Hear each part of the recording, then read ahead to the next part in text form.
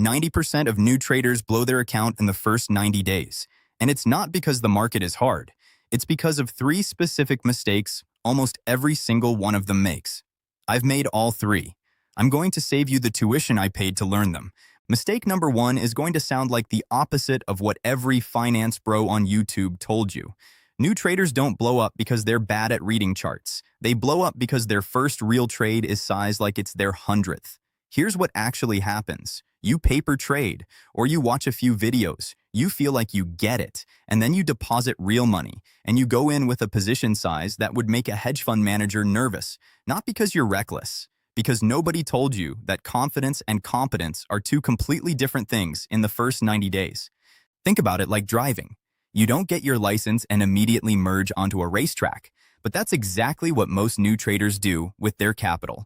They take a strategy they've used 10 times and size it like they've used it 1,000 times. The fix isn't just be careful. The fix is mechanical. For your first 90 days, cap every single position at a size where being wrong 5 times in a row doesn't even show up as a bad week.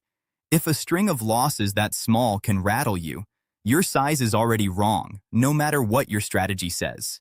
This next one is sneakier, and it's the one that actually kills people over time, not in one blow-up, but slowly. Here's the pattern. You take a trade, it loses. Your brain, which is wired for survival, not for markets, immediately says, this strategy is broken, find a new one. So you do. New strategy, new loss, new panic, new strategy again. 90 days later, you've tried 7 approaches and mastered 0. No strategy, literally none, not even ones run by professionals, wins every single trade. A strategy with a real edge might still lose 4 times in a row and still be profitable over 50 trades. But if you abandon it after loss number 2, you'll never find out. You're not testing strategies. You're speedrunning your own doubt. The traders who make it through the first 90 days aren't the ones who found the right strategy fastest. They're the ones who picked one reasonable approach and gave it enough trades, usually 30 to 50, before judging it at all. This last mistake feels the most harmless in the moment and does the most damage over time. You write a plan, entry rules, exit rules, stop loss, position size. It's all there. It looks great on paper. Then you're in a live trade, it moves against you, and suddenly that stop loss you wrote feels less like a rule and more like a suggestion.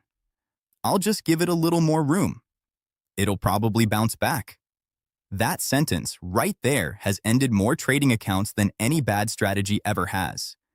Here's the uncomfortable truth. A plan you only follow when it's easy isn't a plan. It's a wish.